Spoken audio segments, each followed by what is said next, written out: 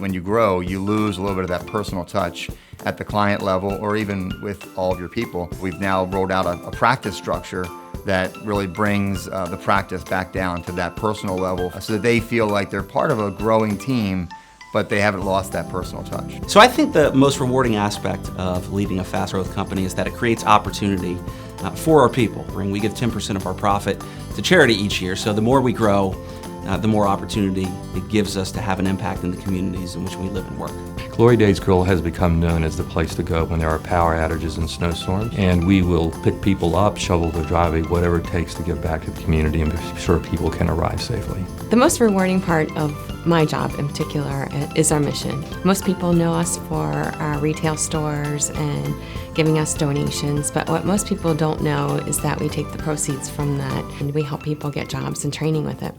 Fast growth tests our culture because we challenge, like everyone else out there, to find staff, to find new candidates, to continue to express our message and find people that fit that message. The most rewarding aspect of leading a fast-growing company is probably having the opportunity to build a team. And you look at that team as not just the people that are working in your company, but also the folks that you're recruiting as customers to be a part of that journey with you. I think the biggest test to our founding mission is our rapidly growing team. And then we also have to implement solid change management practices to really ease our current employees, ease their growing pains and ease them toward where we're moving. If a volcano would erupt in the next 24 hours, I would probably shepherd as many people as I could onto boats, get as many people onto the Royal Caribbean or whatever it is over there, and help shepherd the process along. That's probably the best we could do. And as a result, we don't actually believe that you can necessarily prevent volcanoes from happening.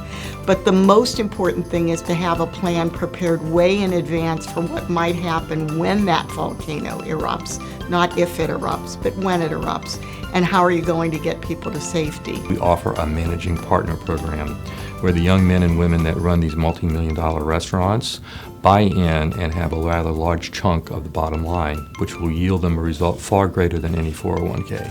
So we're good at what we do. I don't think we could stop a volcano, but I do think that whatever we did, I think we'd do it together and everybody looking out for each other, making sure that everybody gets to safety as quickly as possible. I'm prior military, so being in that leadership role, you're first in, last out mentality, and gathering up the resources and things like that, and putting our heads together. I think the biggest surprise for me was not understanding that you have to have deliberate efforts to have a good corporate culture, and that was something that we struggled with for quite some time, and I think now we're really doing a good job of creating the culture we want to create.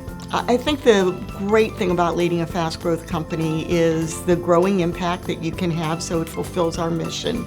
But it also is the constant opportunities that you can provide to the people that work with you to grow as individuals while they're helping the company to grow. I think it's really exciting to be in a high growth industry. Retail is certainly growing. It's exciting for me to keep opening new stores because the more revenue we generate, the more people we can help in our community. So fast growth has totally changed our mission and totally changed our culture. Because now as we relook at those things, you're looking at that through the lens of culture differently from simply just building a strategy for a business plan that might work in a particular market. I think the most rewarding aspect for me is our staff. We have a staff that goes from very young, early 20s, right out of college, to people that have been around for many years. So it's really rewarding to see that exchange and create that culture. Nurturing employees and watching them meet and exceed their potential is one of the most fulfilling aspects of leading a fast-growing company. We put a lot of emphasis on our employees and their training, mentoring, and career growth. We became the owner of DCI. It was only 3 owners, and we've since grown to like 43. You have to adjust to the different personalities, the different people. Everybody's unique.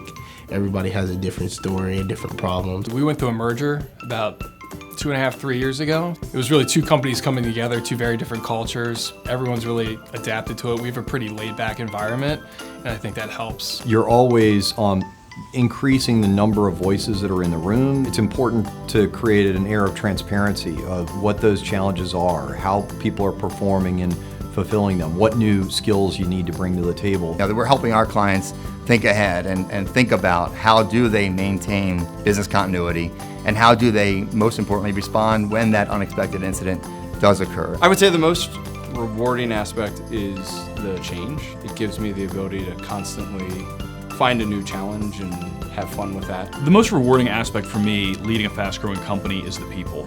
We've got really, really smart people, and we've been able to attract kind of interesting, intelligent, motivated people from across the country. And it's just fun to come into work, engage with them, and kind of solve problems together with them.